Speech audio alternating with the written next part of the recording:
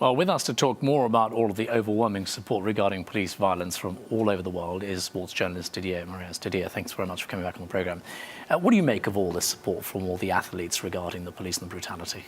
I think it's fascinating that I feel like we're actually entering into an era where athletes are returning to that platform where they want to be social activists. I mean, you saw it in the 1960s with Muhammad Ali and Bill Russell, and those athletes were really carrying the torch and speaking their mind on some social issues, and tempered down a little bit with Michael Jordan when he made that comment that, hey, Republicans also buy sneakers as well.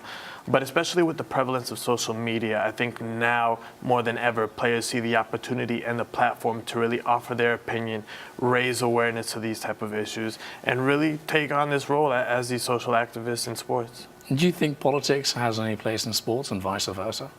Ultimately, at the end of the day, I think the players understand that they have the platform no matter what. They are the faces of the sport. So whether or not commissioners agree or disagree, they know that, especially in the NBA, it's a players' league. And I think NBA Commissioner Adam Silver has handled it well because he hasn't fined the players initially. He says, I support your reasoning. I support the fact that you're voicing your opinion and having the social discourse.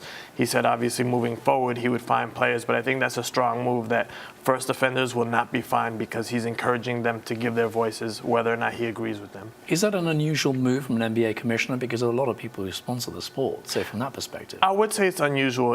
If you go to David Stern, Adam Silver's predecessor, he had the heavy hand. He was known as a dictator of the league, and that wouldn't have flown with him. He probably would have made those not a suspension, but he would have fined the players, especially in the NFL, as we've already seen with Roger Goodell. He's very heavy-handed. He did let some of the players by with Reggie Bush, also was somebody who did raise awareness to the issue, and the 5 Rams players who spoke about Mike Brown. So he was actually a little lenient with that situation, but if it affects the NFL brand, you wouldn't be surprised to see Roger Goodell act. Well, let's talk about Roger Goodell, and let's talk about the NFL as well, because who has the real power in both NBA and NFL? Is it the players, is it the sponsors, is it the commission or the commissioner? The NBA is a players' league. That is the one sport of all the sports where the athletes are the most marketable. There are no helmets.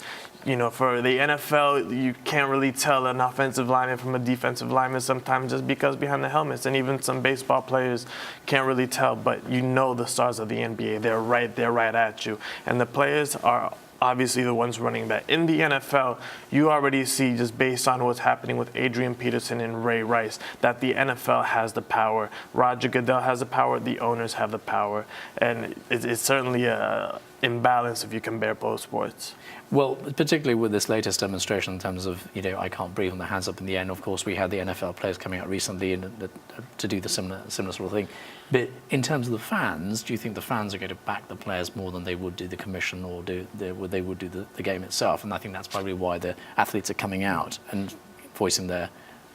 I think the fans respect the fact because sometimes you look at these players and you see them as these celebrities, these athletes, multi-million-dollar guys, but when you see that they're passionate about the same issues that you're following, it kind of brings that level of humanity back. And you see that, hey, LeBron James is caring about the same things I care about. LeBron has 2 children as well, and he's probably motivated by the fact that he wants to raise this awareness for not only his children, but the younger generation. But even Derrick Rose, another NBA superstar, said that his act was for his son because he wanted to inform his son, if he grows up, that he doesn't have to endure some of the same experiences that Trayvon Martin and Mike Brown have gotten into. And obviously, I think the fans do appreciate that, and the younger generation is ultimately the target. Yeah, good point. All right, thanks so much, Steve. We must leave it there. Thanks for joining us. You're watching Rise News Now Weekend.